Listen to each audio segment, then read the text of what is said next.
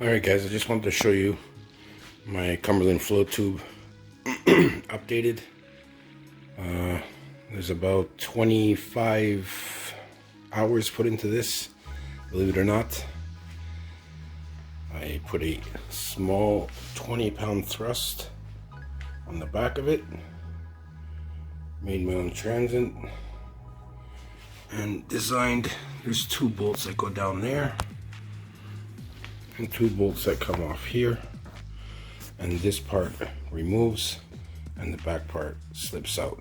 I have the battery box, 12-volt battery inside. I cut the head off this motor and I put a 90-degree and I just put these on it. This is just paracord, and what I did is the paracord inside it, took out all the white strings and I aligned all my wiring with it, so it's all matching and it looks sweet. So these are the fishing rod holders I made. I got the idea off YouTube already, but I made my own twists, I made my own cuts, and it's held on there with these, and you can't really see because it's under the table, but it's 2 small bungee cords. So in order to use this on the Cumberland, I've seen a lot of videos people had it hooked on the side of it, but it was all fails. So I figured, I haven't tested this yet, but I figured with this design it should work. Only God will know until I test it. So on this side I made my pulse wave modulator. I just took a junction box, I put some switches in. This came, and this came, and this came with the module that's inside. I purchased this separate and these switches separate, and one is for the meter to tell me my battery life. This one is for my fan. I put a little computer fan inside, drilled up the top, and also drilled holes on the side for ventilation. And I'll show you now, one hand. It's a bit noisy, but at least I know this won't burn out. And then I also have a plastic cover I can put over it that I made that just exposes the bottom here, and this stays, that's it. So that's the fan noise. I turned on the battery meter, we put it forward and turn her on. And if we come back here, she zips along. Shut her off in reverse. Come back here, and she goes in reverse. I don't want to leave her running because she's not in the water. But with this fan, this box ain't burning out. And like I said, I have a cover, plastic. If it rains, I should be safe. If not, the module inside was $25. Change the module, you'll be okay. You can use all the other stuff. I also made boxes in here, wood, that goes around the frame.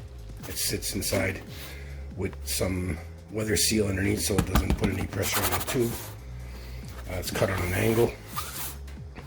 There's my other side of the PCV holders. And I didn't put fishing rods in it because my sealing, they would just hit, so it wouldn't make any sense. So just to show you how the frame goes for the motor. And here I put it on top of the wooden frame I made, so it puts no pressure on the valves. None. This has been blown up since yesterday. I wanted to make a true test to see that I wasn't going to lose any air, if there's going to be a problem, and there's no issue. This is my Garmin fish finder,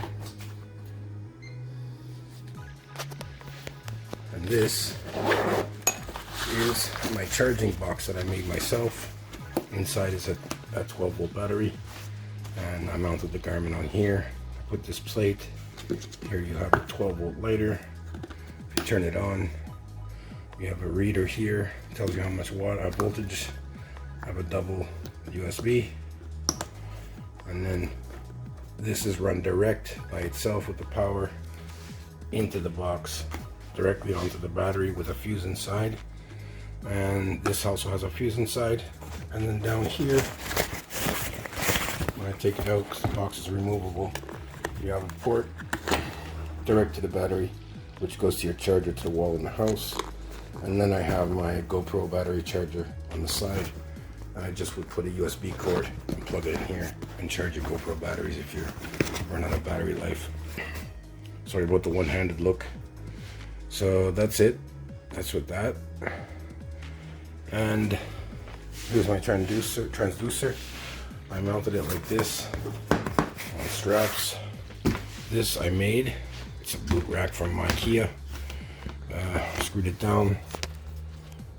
So I used the original bar that came with it. I just glued it together. This is for my GoPro. This is a fishing rod holder. This one I use for, well, will be using. Like I said, I never tested it yet, but will be using for baiting up and stuff.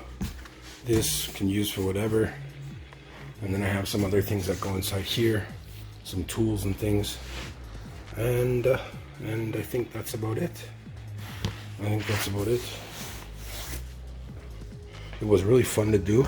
It was a little bit of thinking and measuring, and you know, but a lot of this stuff is inexpensive. I mean, you know, the back of the transit mount here is a dollar store cutting board that I bought. They were $2, so I bought 2 of them. Cut them in half, folded them up. There's 4 pieces here. You just can't see it well because it's painted black. And this inside here is a foam, a sponge, a really dense sponge. So it gives a little bit of flex inside, it won't crack. And then here, I designed the steering. Goes both ways, very easily. And it runs up to here. You have just a little handle here. And then this one, I just velcroed the remainder of the tie left. This one, you pull it and just get a good grip here, one-handed. It raises and lowers the motor, and you just pull it back in, and that's it. I didn't make any videos of making it because there was already so much work going into doing this: painting, sanding, priming, fixing, measuring. I ended up not doing videos on it. The box, I put up a few pictures and a small video of like just stills, but I wanted to do an actual video on this one to show what I did, and I'm really happy with it. And in about 2 weeks, middle of May, I will be going to test it out. Hopefully we'll fill up on some trout. All right, thanks for watching. Have a great day. Cheers.